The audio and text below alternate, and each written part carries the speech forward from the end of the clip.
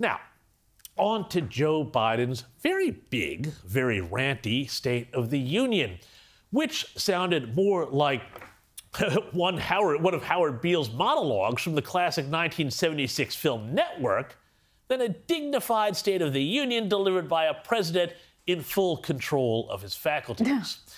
Speaking of which, it seems like once again, despite the media somehow deciding as if in unison that the Biden speech was fiery. Yes, that's the word that dozens and dozens of media outlets all used to describe it, as if it was, I don't know, somehow briefed to them by the White House, spin doctors, maybe. I don't know, I'm just being a cynic here.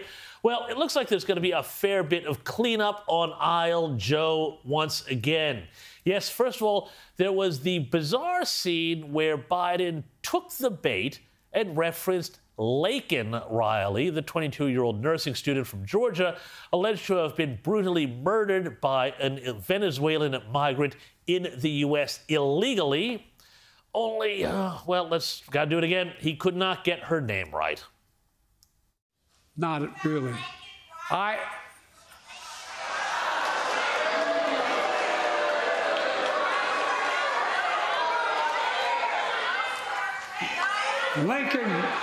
Laken Riley, an innocent young woman who was killed by an illegal.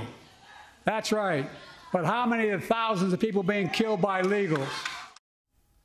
Did he just say thousands of people were being killed by illegals? Well, and he also called Laken Lincoln. I mean, honestly, what a mess here. And he also, well, he called her an illegal, and that hasn't gone down very well with fellow Democrats. Have a look at Nancy Pelosi saying, baby, let's not say the truth about these things. Now, you should have said undocumented, but that's not a big thing, okay? What's the big thing about it? No, I actually wasn't even going to ask about that. I was just going to ask more about the moment. But you do think that he should have said undocumented? That wasn't going to be my question. Well, we usually say undocumented. Yes, we usually say undocumented. Can't say the truthful word illegal. And here's top Biden advisor Mitch Landrieu.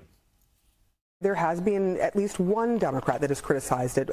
Joaquin Castro has said, like, this using that word and illegal, dehumanizing is problematic. What did you make of that? Well, that's probably true. He probably should have used a different word, and I think he would know that.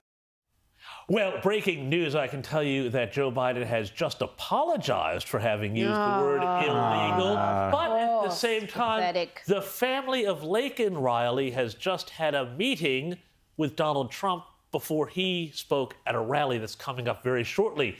But it wasn't just the issues around Laken Riley. There was also this. The president was caught on a hot mic telling other congressmen after the speech that he was going to have a meeting. What kind of meeting? With Israeli Prime Minister Benjamin Netanyahu over humanitarian aid to Gaza. But not just any sort of meeting with the leader of the Jewish state. Have a listen. I told him, baby, so many people. I said, even